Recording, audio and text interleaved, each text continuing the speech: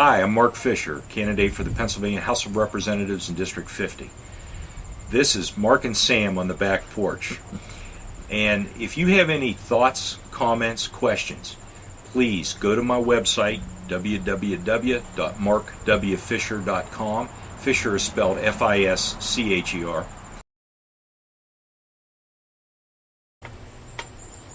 Welcome back to Mark and Sam on the back porch. Mark, I have to admit, I'm a registered Democrat, as you know. I did not watch a Republican convention.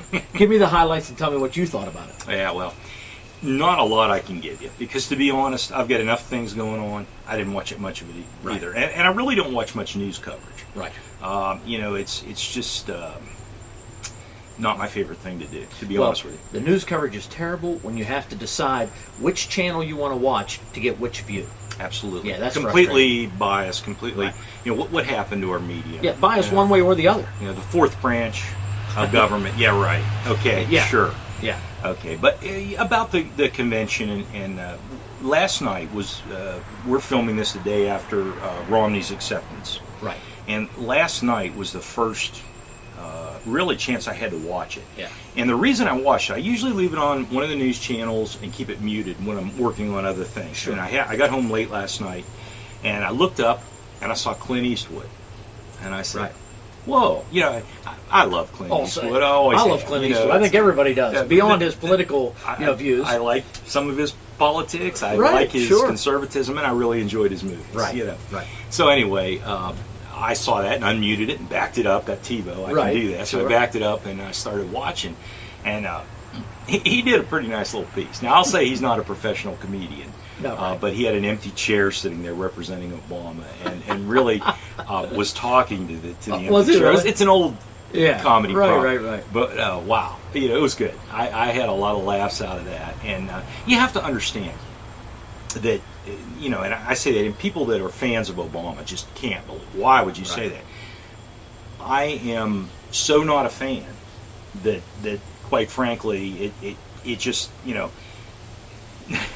at this point, there's just no other way to look. I look at it as a complete joke. The administration, the government that we're saddled with right now. So this was national. I loved it. It was a good show. It had Marco Rubio on, and then Mitt Romney came in to do his acceptance speech.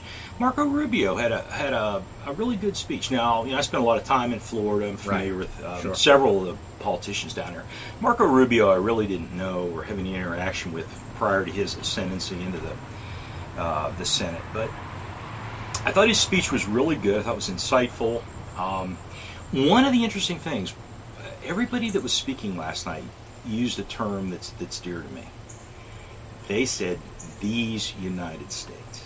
And in a national treasure, they made a distinction about when that changed from being these United States to the United States. And what that represents to a lot of us is the power shift. Sure. Away from the states into the federal government. And they all use the term these United States. And as a potential state legislator, I've got to tell you, that's exactly what we need. I don't think we've done enough to stand up to the federal government. No, I agree. We've acquiesced, depending on what party was in office, and we have to do that. But it was a good speech. I thought Romney made all the points that he should. Clearly, I really can't think of anybody at this point that I would not have supported over Obama. I'm that much opposed to what he's doing. Sure. So there's a bias there. But listening to it, I did enjoy it. I think the people that have an open mind, gained something from it. They gained some insight. I thought it was well delivered. Everybody was critical. He's not a good public speaker. I mean, there were some stops and starts, but that's anybody. Are we hiring a public speaker? I don't think we wait are. a minute. Or are we trying to fire a public speaker? I think we're trying. Yes, the teleprompter speaker. John McCain had a great quote on a morning show the other day. They said about the race with Obama. He said, "I have to give him credit. He's an unbelievable speaker, very charismatic. That's why I lost." Mm-hmm. And now it's time to look at substance. He's a very good speaker till the teleprompter breaks. Well, sure. We had a few gaffes of that, and that to me is the ultimate in phony. Right. I don't use scripted speeches. Right. And it's obvious. Well, you could probably tell by this, it's definitely not scripted. it's people, you have your little speech things that you do, and it annoys people. Right. But I am just not the kind that ever likes standing there trying to read a scripted speech. Never worked for me. I like to take notes, hit the high points, and phrase it to match the. You know what? Let me just throw one at you off the cuff here. We've talked about everything. We've learned a lot more about you and everything else. But what I want to know is, what are the top 5 things you'd like to look at if you get in office? The top 5 things. Yeah. Well, there's so many. It's tough to pick 5. Right. But I've got a few notable standouts. One of the things that I don't think we've gone far enough in Pennsylvania with is the open records and the access to government records. Everything we do as elected and appointed officials, with the exception of law enforcement and active investigations, which always have to be, should be readily available and available for inspection by your employers. And your employers are the people. That's right. I think we have to tighten that up. I think it's very important. A lot of these things that I've noticed that annoy me and cause me concern would not be possible with better open records and access to information. Which I want to stop you right there, because I agree 100% with you, because with the internet and the different opportunities that are out there, why in the world can't we find anything we want about our state government in 2 clicks? Well, we can't, because they don't want you. Well, exactly. That's why I'm saying. I agree with that. There's an undercurrent of privacy, of a lot of things in that area I care about. I care very much about government spending. We're out of control in Pennsylvania. We are in the negative.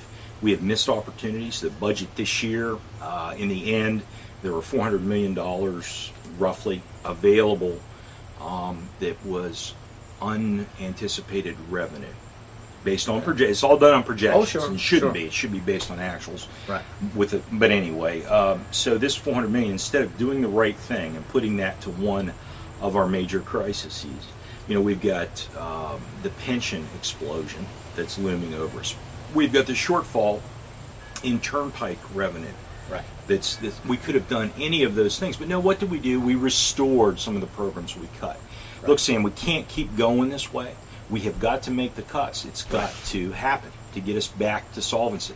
Right. So what else do I care about as a priority? I think one of the big areas we need here in the 50th District is a better relationship between the representative's office and the municipalities and townships that provide so many services. Of course, the counties are included with that, but we have a lot of government entities that are being left out. Right.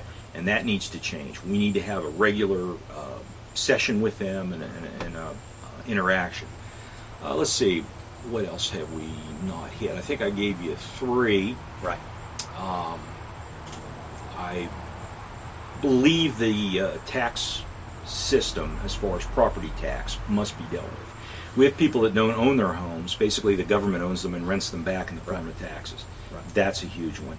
And I think my large focus will always be on improving efficiency of government at all levels, because we are not efficient. And we're not designed to be efficient, but we must bring efficiency into the mix. Right. So I think those are 5 good ones. I've got a lot more. But. Well, just want to throw that to you off the cuff. And you heard it straight from Mark Fischer. Those will be topics in our video chat, so stay tuned. We've got more. This is Mark and Sam on the Back Porch.